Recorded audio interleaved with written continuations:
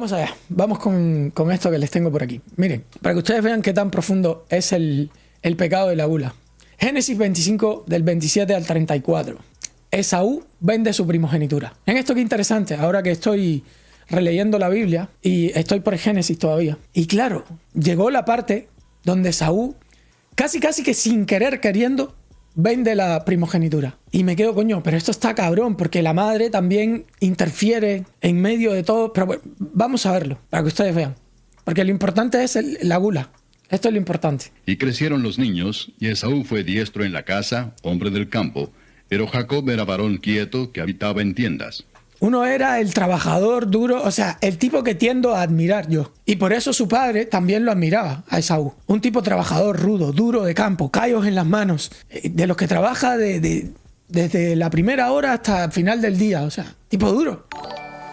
Llamó Isaac a Esaú porque comía de su casa, mas Rebeca... X50 Green, saludos. ¿Ya conseguiste iglesia a dónde ir? Nah. ¿Cómo educas a tu hijo a la fe? Orando en la casa y hablándole de Dios todo el tiempo, pero mis padres son los que lo llevan a la iglesia. Mis padres iban a la iglesia. A mí me cuesta, boludo. A mí me cuesta. Soy durazo. Pero bueno, vamos a ver. Rebeca amaba a Jacob, y guisó Jacob un potaje, y volviendo Esaú del campo, cansado, dijo Cabrón Jacob, boludo. Qué cabrón, boludo. a Jacob: Ese guisado rojo, qué bien. Pues perfectamente pude ser yo, boludo. Yo perfectamente me podía haber llamado Saúl, boludo. Perfectamente, ¿eh? Huele, hermano. Un cabrón, Jacob. Dame un poco, cabrón. muero de hambre. Por tanto fue llamado su nombre Edom. Y Jacob respondió: Véndemela.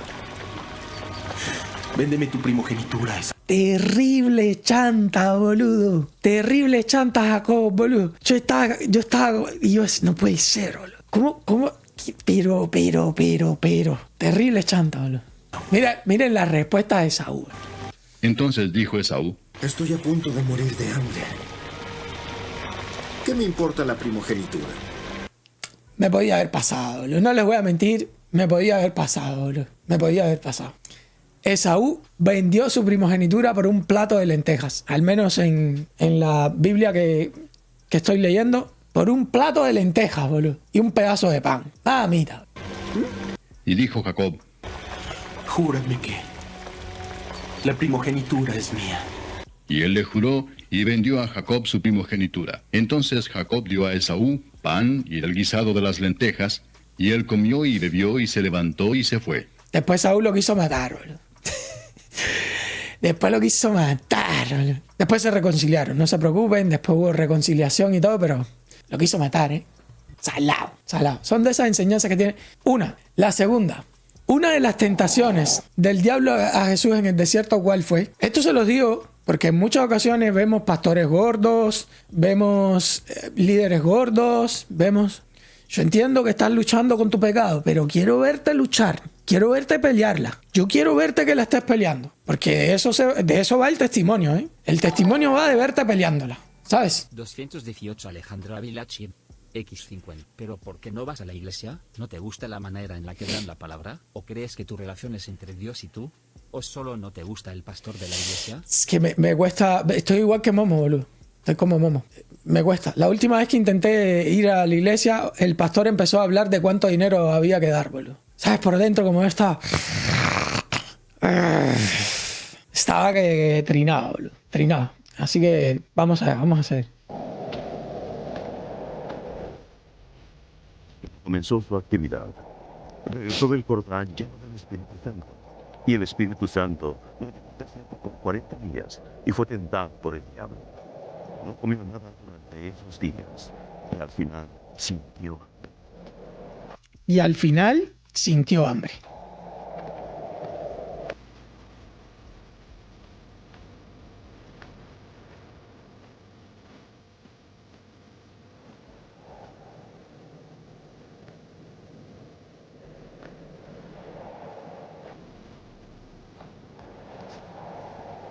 Y el diablo entonces y para que se convierte en Jesús podía convertir el agua en vino, creo que podía convertir una piedra en pan, boludo. Era Dios, claro que lo podía hacer. Está escrito: No solo de pan vive el hombre, sino de la palabra de Dios. O sea, traten de entender que los pecados son muy profundos. 87 chip X50. Curiosamente, en la iglesia en la que me congrego no es como que obligatorio. A lo mucho una señora se me quedó viendo raro porque no di diezmo, pero eso me la pela un poco, jeje. Sí, yo... No, yo tampoco. Lo que pasa es que a mi papá le pasó una cosa bien fea. Si hubiese sido conmigo, quizás no lo hubiese sufrido tanto, por eso mi papá sigue yendo a la iglesia. Pero fue a mi papá el que lo cagaron. Fue a mi papá el que lo jodieron. Y sí, yo sé que es por resentido que no voy. Lo tengo clarísimo. Es por resentido. Porque a mi papá lo cagaron feo y mi papá daba todo a la iglesia. Le dio toda su juventud a la iglesia. Todo. Tanto así que cuando se lastimó de la espalda no tuvimos nada para nosotros. Y nos dejaron tirados, boludo. Nos dejaron tirados. Pero nos dejaron, evidentemente, nos dejaron tirados los hombres. No Dios. No.